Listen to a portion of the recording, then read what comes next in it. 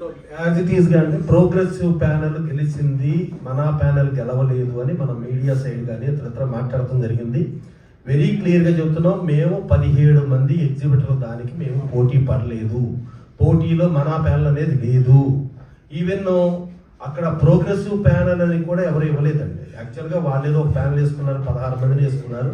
16 మందిలో కూడా వాళ్ళు మళ్ళీ వేరే నెంబర్లు చేసి మళ్ళీ ఇద్దరిని ఓడగొట్టి 14 మందిని గెలిపించుకుని మళ్ళీ ప్యానెల్లో లేని వాళ్ళని ఇద్దరిని గెలిపించుకుని ఆ రకంగా జరిగింది. సో 16కి ఎగ్జిబిటర్కి మేము పోటీ పడలేదు. Very clear. మేము పోటీ పడింది producers panel, studio panel, distributor panel, ఈ మూడింటికే మన ప్యానెల్ పోటీ చేయడం జరిగింది. మనకి ప్రొడ్యూసర్స్ ప్యానెల్లో చూసుకుంటే ఆంధ్రజ్యోతిలో క్వార్టర్ పేజీ యాడ్ అనేది కేవలం ఈ ప్రోగ్రెసివ్ ప్యానెల్ అని చెప్పి పెట్టుకున్నారండి. ఈ ప్రోగ్రెసివ్ ప్యానెల్ వాళ్ళు ఇప్పుడు కూడా కౌన్సిల్లో మెంబర్లు, ఛాంబర్లో మెంబర్లు, కానీ కౌన్సిల్కి వచ్చే యాడ్స్ ఇన్కమ్ వాళ్ళు అక్కడ తీసుకుని ఆ యాడ్స్ ఇన్కమ్తో లక్షలాది రూపాయలు ఖర్చు పెట్టి యాడ్లు వేయగల కెపాసిటీ వాళ్ళకు ఉందండి.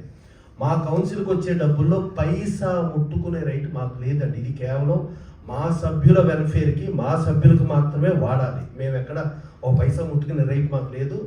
ఆ సభ్యుల్లో కూడా మేము ప్రోగ్రెసివ్ ప్యానెల్లో ఈవెన్ గిల్డ్ అని వెళ్ళిపోయిన మెంబర్లకు కూడా మేము ఇస్తాం. డెఫినెట్గా వాళ్ళకు కూడా మేము చేస్తాము.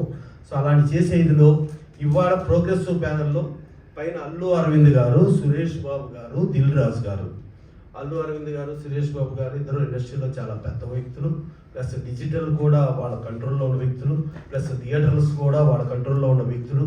అలాగే దిల్ రాజు గారు ప్రభుత్వ పరంగా తెలంగాణ ఎఫ్డిసి ఎంటైర్ సినిమా ఇండస్ట్రీకి film development, TV and film development కార్పొరేషన్కి చైర్మన్గా నియమించబడి ప్రభుత్వానికి సంబంధించిన దిల్ రాజు గారు. ఈ ముగ్గురు మహానుభావులు వ్యక్తులు ఉన్నప్పుడు కూడా ఉండి వాళ్ళ ప్యానెల్ వేశారు. 12 మంది అనుకుంటే 12 మందిలో 7 ఓడిపోయారు, 5 మాత్రమే గెలిచారు. ఇక్కడ 20 మంది ప్యానెల్ వేశారు, 20 మందిలో కేవలం 7 మాత్రమే గెలిచారు, 13 మంది ఓడిపోయారు. మేము ఆ రోజున కూడా ఎలక్షన్ మీటింగ్లో చెప్పినప్పుడు కూడా వెరీ క్లియర్గా చెప్పాం, మీ చేతిలో థియేటర్లు ఉన్నాయి, చిన్న సినిమాలకు థియేటర్లు ఉన్నాయి, మీ చేతిలో డిజిటల్ ఉంది, డిజిటల్ ఫ్రీ చెయ్యండి.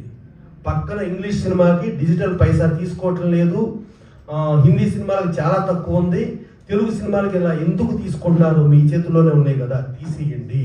ప్లస్ ఈవెన్ మనం ఒక మిషన్ చూసుకుంటే 15% సంవత్సరానికి డిప్రిసియేషన్ అనుకుంటే 7-8 సంవత్సరాలకు అది చచ్చిపోద్ది. ఇంకా దానికి ఆ మిషన్కి వాల్యూ ఉండదు. అలాంటిది 15 ఏళ్ళు పైగా